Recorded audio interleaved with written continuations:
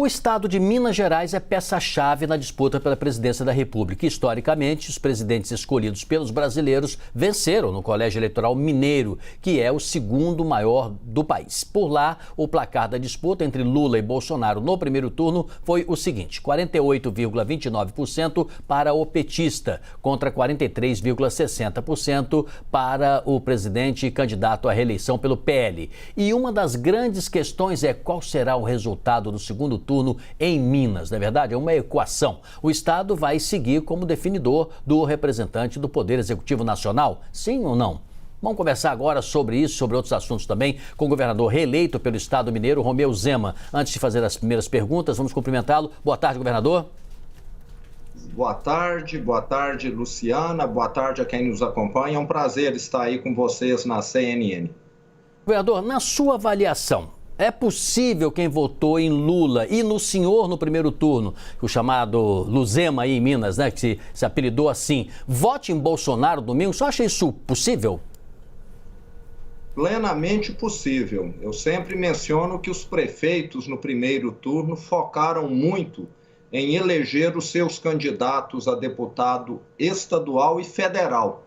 E agora, no segundo turno, eles têm essa preocupação com a eleição presidencial. E nós, mineiros, somos diferentes do restante do país, porque nós tivemos aqui uma tragédia de governo petista. Quando eu assumi o governo de Minas, não havia sequer medicamento de uso contínuo nas prateleiras da rede pública.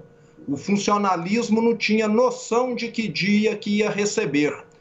As prefeituras do estado estavam quebradas. Então, em Minas, nós tivemos aqui um governo petista que destruiu o estado. Então, é só refrescar um pouco a memória do mineiro aqui para que ele lembre como ele já enfrentou aqui dias desastrosos no passado. E vale lembrar, era gestão PT em Minas e era gestão PT no governo federal. E arrasaram com o nosso estado. Governador, boa tarde. É a primeira vez que nos falamos depois da sua reeleição, então parabéns por sua reeleição, já queria cumprimentá-lo. E a minha pergunta é, depois dessa forte campanha de Jair Bolsonaro em Minas Gerais, com a ajuda do senhor, o que teria feito esse eleitor mudar de voto? É o que eu disse agora há pouco. Nós, na correria do dia a dia, Luciana, muitas vezes não somos capazes de lembrar de fatos graves que aconteceram conosco. Onde eu vou aqui em Minas, eu pergunto, alguém aqui perdeu o emprego ou conhece alguém que perdeu o emprego ou fechou o seu negócio durante a crise de 2015 e 2016? Metade das pessoas levantam a mão.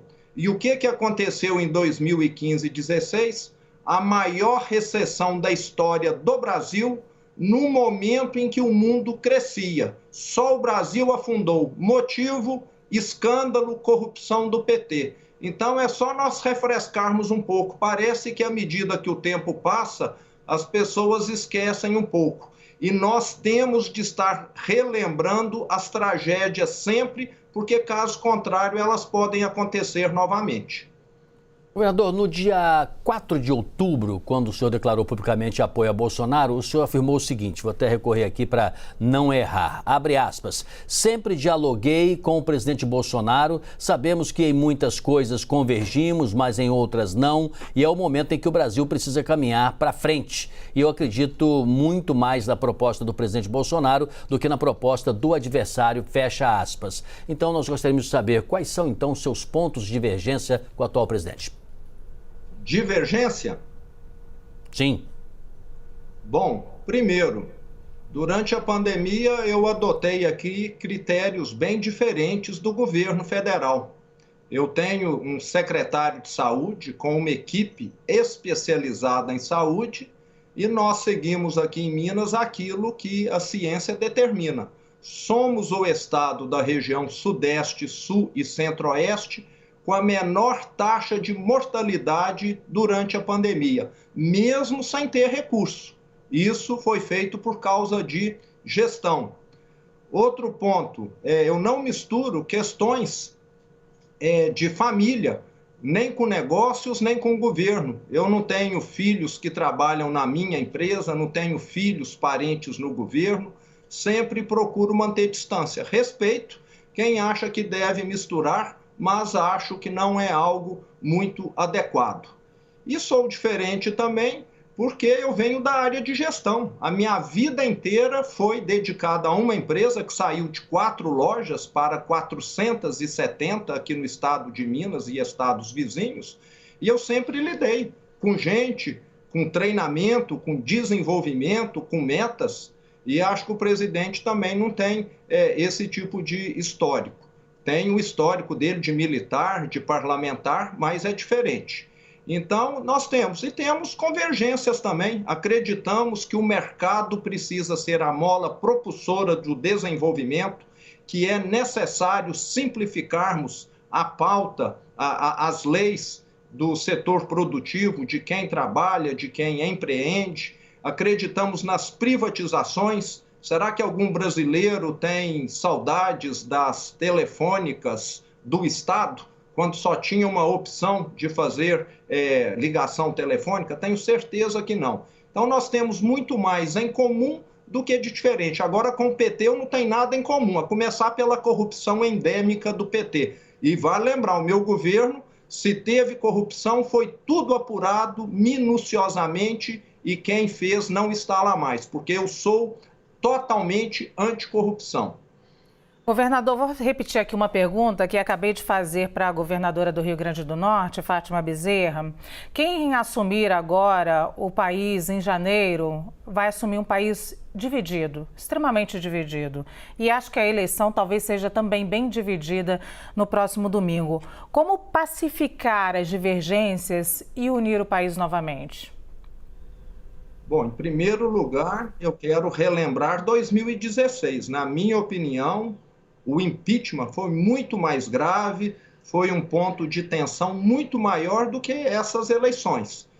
E qualquer que for o presidente, o Brasil vai caminhar. Nós temos instituições fortes, agora com o PT vai voltar o populismo, vai voltar os cargos para a companheirada, gente que não tem competência. E para Minas e para o Brasil, eu acredito que com a proposta do presidente Bolsonaro, nós teremos dias melhores. E eu lembro, o presidente Bolsonaro, em 4 anos, teve 2 de pandemia e também 1 de guerra na Ucrânia. Na verdade, ele teve 1 ano de governo normal. E o PT lá atrás já teve 14 anos. E o que o PT fabricou? A maior recessão e o maior esquema de corrupção do planeta. Então, acho que voltarmos para o PT é um retrocesso muito grande para o Brasil. Governador, nessa entrevista o senhor citou Lula uma única vez e citou o PT várias vezes. Vou também fazer uma pergunta parecida que fizemos com a governadora Fátima Bezerra agora há pouco. Se Lula vencer as eleições, como o senhor acha que deve ser a relação institucional entre o governo de Minas, capitaneado pelo senhor, reeleito, e ele, presidente da República? Durante esses meus quase 4 anos de governo aqui em Minas, eu tive um bom relacionamento com os ministros, estive com o próprio presidente algumas vezes. Minas é um estado relevante e nós vamos ter um diálogo com quem quer que venha a vencer a eleição. Mas eu gostaria muito que o diálogo fosse com gente competente, com gente que não tem histórico de corrupção. Governador, aqui a gente tem mania de equilíbrio, né? Então vou repetir mais uma pergunta que fiz aqui à governadora Fátima Bezerra. No caso do ex-presidente Lula ser eleito, de que forma o campo da direita vai fazer oposição? Bom, eu tenho de salientar que essa oposição vai estar muito mais no Senado e também na Câmara Federal, onde, inclusive, o presidente Bolsonaro, os partidos de direita já têm uma vantagem, vai caber muito mais a eles. Eu falo que ser governador não é ficar avaliando o governo federal. Durante o meu governo aqui, foi solicitado várias vezes assinar algumas cartas de governadores e sempre disse, eu tenho de governar Minas, eu tenho aqui problemas de sobra, e cabe aos deputados, aos parlamentares estarem acompanhando o governo federal. Mas a bancada da direita, eu estarei junto, sempre trocando ideia com eles, e o Brasil não pode retroceder. Nós não podemos, depois de tanto custo com as reformas que tivemos, previdenciária, trabalhista, ainda falta tributária, administrativa, em vez de avançarmos com as reformas, voltarmos para trás. Isso é algo inadmissível e eu estarei, é lógico, junto com esses parlamentares, mas caberá a eles estar fazendo essa ação em Brasília. Governador, a tradição da política mineira é de conciliação, né? É do diálogo, mas com afirmação, né? A história mostra isso em vários momentos, até dos mais tensos, né? Que os mineiros sempre tiveram essa capacidade e essa hombridade. Independentemente de quem venha a vencer a eleição domingo, um será presidente do Brasil, né? E ele certamente terá o grande desafio de unir o país, diminuir as diferenças, as divergências, pacificar os ânimos principalmente. E a gente sabe que isso não se dá nem imediatamente, não. Demora um pouco, né? As feridas de uma eleição, elas são bem profundas, né, para quem perde e, logicamente, quem ganha pode ser que esqueça de alguma coisa. O que o senhor acha que esse presidente eleito deve fazer imediatamente? Os 3 passos para ele fazer para unir o Brasil. Bom, acho que assim que o presidente for eleito, ele deve apresentar as suas propostas, coisas que o candidato Lula ainda não fez. E essas propostas, na minha opinião, é que vão propiciar esse clima de diálogo. Porque se for de retrocesso, da minha parte não terá diálogo, não. Agora, se for para o Brasil avançar, nós estaremos totalmente abertos, eu tenho certeza. O problema do Brasil é que ele é governado para uma minoria e não para a população. Eu vi isso claramente aqui em Minas Gerais. Havia aqui um grupo que se considerava o dono do Estado. E eu não tenho um parente hoje no Estado, não tenho um apadrinhado aqui. Quem trabalha comigo é porque tem competência, é porque passou num processo seletivo. Então, o Brasil precisa caminhar nesse sentido.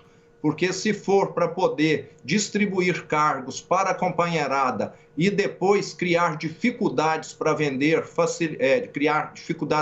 facilidade, nós já estamos muito acostumados a ver esse filme. Então, eu acho que o que for feito é que vai possibilitar o diálogo. Discurso, para mim, não vale nada. É só pegar discurso que nós vamos ver aí uma mentira atrás da outra.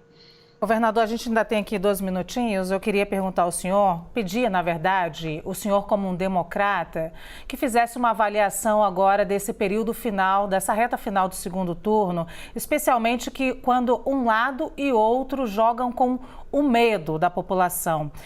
O senhor, como democrata, tem medo da população ser insuflada e acontecer algo semelhante que aconteceu, por exemplo, nos Estados Unidos? É uma grande preocupação, sim, Luciana. Eu vejo que em alguns momentos, infelizmente, mesmo pessoas que não são da política, mas que apoiam alguma causa, acabam extrapolando. Eu sempre digo aqui que nós precisamos respeitar a parte contrária, mesmo que ela discorde, porque ninguém nasceu igual, ninguém tem uma vida igual, ninguém é obrigado a pensar igualmente a mim. Então, eu vejo que o brasileiro precisa exercitar um pouco mais essa sua tolerância. A tolerância é sempre bem-vinda. Não é porque eu discordo totalmente de alguém que eu vou partir para agressão verbal ou então para agressão física. Isso só serve para prejudicar o processo democrático. Conversamos com o governador reeleito de Minas Gerais, Romeu Zema. Mais uma vez, obrigado por ter aceitado conversar conosco. Uma boa tarde para o senhor. Muito obrigado e desejo aqui parabéns a todos os funcionários públicos pelo seu dia hoje, 28 de outubro. Exato. Um abraço, tudo de bom. Exato, nós dia também. de São Judas Tadeu, inclusive. Muito obrigada, governador.